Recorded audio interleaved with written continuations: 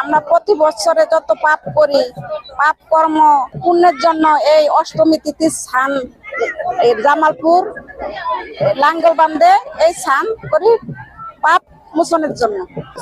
এর জন্য আমরা আসি হিন্দু ধর্ম অনুযায়ী চৈত্র সংক্রান্তি অমাবস্যার সময় আমাদের এই আমাদের হিন্দুদের ধর্মে রীতি অনুযায়ী আমাদের পাপ মোচন করা হয়।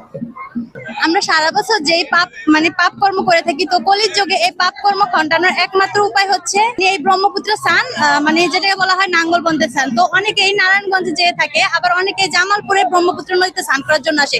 তো আমরা যেহেতু নারায়ণগঞ্জে যেতে পাইনি, তো আমরা জামালপুর নাঙ্গলবন্ধে স্নান করার জন্য আসছি। তো আমার মনে আশা যে এই স্নানের মাধ্যমে আমাদের যেই পাপ আমরা করে থাকি সেগুলো ভগবান আমাদের থেকে মুক্ত করবে। তো আমি আশা করি ভগবান যেন সব জাতি জাতি ধর্ম নির্বিশেষে যেন সবাইকে ভালো রাখে। যেহেতু আমি আশা করি আমি যেন বাঙালি, তো আমি আশা করি যে ভগবান যেন আমাদের বাঙালিকে সুস্থ রাখে। প্রতি বছরই আসা হয় পরিবার নিয়ে। এটা আসলে একটা পুণ্যতিথি, এই তিথিতে স্নান করলে আসলে সকল পাপ মোচন হয়। এজন্য আর কি সবাই পরিবার মিলে আর কি আছে ব্রহ্মপুত্রের তীরে। আজকে মূলত আমরা এটা পবিত্র আকারে এই জায়গাটাকে হিসাবে নেই, আর আমরা মনে করি যে এখানে স্নান করলে আমাদের পাপ দূষণ হয়ে যাবে এবং আমরা সুন্দর মতো আমাদের জীবনযাপন শুরু করতে পারবো।